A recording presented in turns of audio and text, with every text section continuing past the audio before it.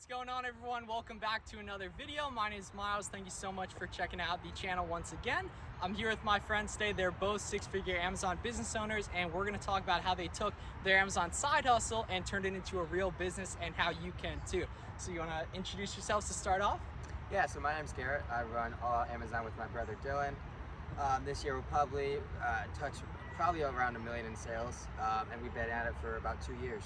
Yep, and all these guys' information will be linked below if you want to check out their stuff as well. And Dave? What's up? I'm David. I go by Monetary Ocean on all social handles. Our business is projected to do about 400 to 500K sales, and we're going to see what we can do with that. Yeah, that's a great thing. So like I said, these guys both took their Amazon businesses from just side hustles, experimenting with different things. That's where we're going to start out, and now they have full-time income from e-commerce and Amazon as a whole. So how'd you find Amazon? We can start out with that. Instagram, right? Somehow I got caught by some sort of social media influencer kind of talking about what he was doing, posting about sort of the flow of the business. It got me interested, and the rest is history, right? I jumped in, started selling products. I started selling used books, and I scaled from there, right? No longer doing used books. I'm selling all sorts of stuff now, between wholesale suppliers and just from retail distributors, and yeah, here we are. For sure. And how about you, David? How I got my foot in the door was from the classic 100 book challenge by Caleb Roth. So we got a couple of booksellers lined up here. Yeah, and former graduates from book selling, all three of us actually. Yep. So started off with the books, did that for about a year and a half or so, and then pandemic rolled around, moved into more OA, online purchasing, and we pretty much transitioned away from books into all different types of general products and things like that. Yeah, and then on the channel, I really talk about why books are a good starting place and everything, and being that all three of us started out with books, I think we should definitely dig into why books are a great, inexpensive way to get started out. You can learn the processes and all that without really making any, too expensive mistakes. So if you guys want to dig into a little bit of stuff, you guys, and an overview of the used book model that we all three started with. Yeah, with the books, you can really start out. I started with around $300, just putting in money as I was buying inventory. One thing when you're actually starting an Amazon business is it's inevitable you're going to buy things that aren't going to sell. So in my mind, I'd rather buy something that isn't going to sell for 50 cents, $1, rather than buying a pair of shoes for 100 or 50 or something like that, because then when you take that inevitable L, you're only out a very small amount of the whole pie. Yeah, and that's what we talk about, those inexpensive mistakes at the start. And at the time you're seeing this video, I haven't yet, but I probably do have a full overview of getting started with used books on the channel. So you might want to take a look at that if that's something you guys are interested in. And so where are you guys finding the books when you're getting started and all that? How can someone that's just now getting started out, where are they going to go to find this stuff? So I was primarily focused on textbooks, and so I leveraged my social media network I was just graduating from college at the time, so I knew a lot of college friends, I knew a lot of people still in college, and I would essentially buy their books off cash. They would ship them all to me from all over the country, all different colleges. I would list them on Amazon, and then they would ultimately sell. From there, to kind of get more volume, I would start going to different thrift stores and just using Scout IQ and start scanning from there. Yeah, and for context on that, if any of you guys are in college right now, college textbooks are such a great place to start, because you guys know they're so expensive as new items, and then you use them throughout the semester and kind of don't care about them anymore. At least I know when I was in school, I didn't really care about them after I'd gone ahead and used them. So there's a big arbitrage opportunity in buying from your friends, just buying from other students, and really tap into your network as someone, as a college student, you're around lots of expensive books and buying them up for pennies on the dollar. $100 books you can get for 15, 20 like that, buying from your friends, there's other kids around campus, and that's a great opportunity to really start a side hustle or anything like that and get great margins, because now that we're more at scale, it's hard to get those big home runs, but those consistent 20%, 25% profit margins and ROIs that we're seeing, that's what's more effective at scale. But when you're getting started, you really want to see those home runs. So moving out of what we're talking about, those beginner concepts, what software is you guys utilizing in your businesses today that have really helped you go from just that side hustle stuff to really building a full-time income? Do you want to start out? So one of the big ones is tactical arbitrage. That's good for if you're getting into the OA side and you're trying to go through different sites. You can do it manually, but it just takes a lot more time. Tactical arbitrage allows you to put in certain websites or certain categories that you're searching, and it just weeds it out based off your filters. The other one, I would say, it's not really like a software you can subscribe to, but having any type of a leads list can really help scale up your business pretty quickly, because that's essentially a pre-filtered set of products that, you know, maybe they don't fit within your criteria, but of whatever 10 you get per day or whatever, there's probably at least 3, 4, 5 that do, and that will really help increase units ordered and units being sold. Yeah, and back when we met in like late February, March, you were actually showing me a lot of tactical arbitrage stuff, and I'll have some videos on that if I don't already. But that's another one we had both utilized when we were getting started with that stuff. And then I assume both you guys Inventory Lab as well. Of course. Yeah, It's an Inventory essential. Lab, like no affiliate links or anything, but like it's great. You guys should use it for accounting, and just it's super helpful for listing stuff a lot quicker as well. And then also we all three use Keepa. Keepa's super helpful for Amazon product Essential. research. Have a full walkthrough on that. But that one, I mean, that's like if you were gonna have one software, I'd say probably have Keepa, and it's only like 15 or 18 bucks a month. So that's very, very necessary as well. And yeah, so in your guys' current businesses, where are you finding products? What types, at least categorically, are you going after? And where, if any, shift do you want to make in the future? So right now about probably 40, 60% online retail stores, 40% wholesale. Moving towards Q4, we're hoping to reverse that at least. Ideally like 75, 25% in terms of wholesale favored. Just because that's the mindset, right? Our mindset's purchasing products that are going to generate income for us 6 to 12 months down the line, not necessarily stuff that's going to sell today or tomorrow or the next week, right?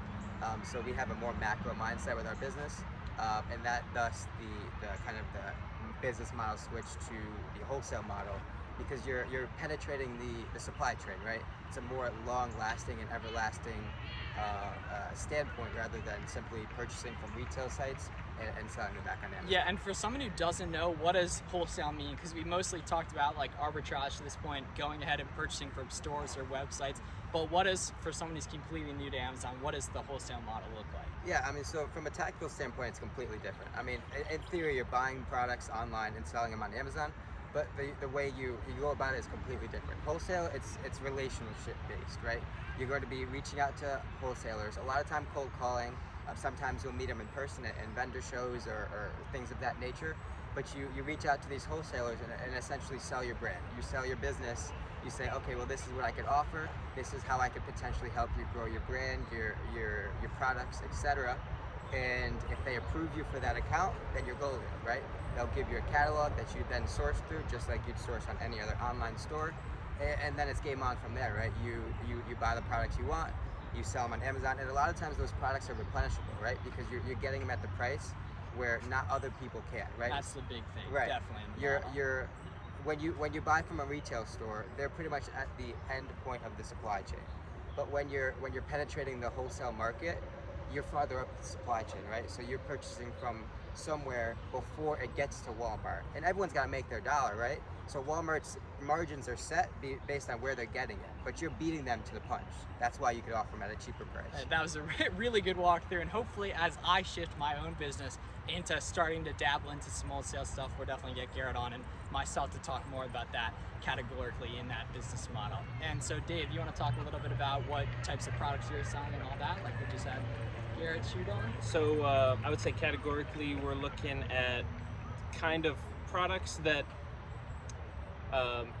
in terms of longevity, you want things that don't go bad, that can't really get damaged. So we're looking at like, you know, maybe socks or shoes potentially, things with no expiration date, apparel. You can get into a lot of different things in like incontinence, if you want to look up that. That's a good category. There's just a lot of different things, and even just because I said we kind of want to look for things that aren't expiration date, you can find things that are expiration date. So think more like animal products, foods for different types of animals and insect or different things like that. Yeah, and the interesting thing is that we all kind of just talked about that, and you can pretty much make money selling anything. It's just, can you find it at a profitable price, right? Exactly. And the nice thing is, like, we're making a piece of content here. I think a kid just like hit a home run or something, but you guys might be able to hear that. But you can pretty much make money selling anything. It's just, can you find it Oh, we did. profitably? All right, there he goes. Shout out to that. Shout out to that kid. We're not cutting it though. But yeah, you can pretty much make money selling anything. It's just, can you find it profitably, right? And that's the part about, consuming the different things and figuring out how to do it, right? And consistently too. Finding it not just once, but having it be replenishable, like Garrett said, it's a key to longevity. Being able to buy it not just once, but twice, 3 times, 10 times. So, yeah, that's fantastic. And we're just, really thinking about, like, the topic of this video, really just switching from that side hustle mindset to going ahead and building a real replenishable business that you can really grow and scale with. And so I want to finish off the video by just talking about, if you had one piece of advice you would give yourself when you were starting, or someone else that was just getting started, what would it be? I've said it on your channel before, just simply documenting from the beginning. Me personally, I didn't feel comfortable documenting what I was doing until I was replicating and like putting up numbers that were comparable to some of the people that I was following, right? So I had some like a bit of an ego about starting out, where I didn't want to start sharing until I had something to show. But there's a lot of value in sharing from the beginning in terms of documenting the failures and the growth points, because you can grow from both of them. Yeah, and I'll just cut in here for a sec, because we've talked about that a lot before, and I wish I did the same thing. And we've known each other for about 2 years through social media. We've known each other for really only just a few months, but vice versa. Like, you helped me when I was getting started with Amazon, and in the same way, I've shown you some social media stuff, and you've shown me a ton of stuff, and now we're essentially business partners, me working with your prep center and all that. And so it just shows the importance of networking, getting together. Like, you're from Connecticut, I'm from Pennsylvania, you live in Connecticut now, you're from all the way in Missouri. I live in Pennsylvania. That's what I meant. But we've all been able to connect through social media and build these different relationships and really help each other. And so what would be that one piece of advice you give yourself if you were starting over to someone else who was just getting started? I would say, to add on to what Garrett said, even if you aren't, you should be documenting it from the beginning no matter what, even if you're not sharing it out into the world, because 1 year, 2 years from now, once you have hopefully grown your business, looking back at those is both insightful and sometimes comedic to see, wow, I thought this was a certain way, but it really wasn't. But I would say my one piece of advice is really surround yourself with people that are not gonna doubt what you're doing and not gonna put you down in a sense.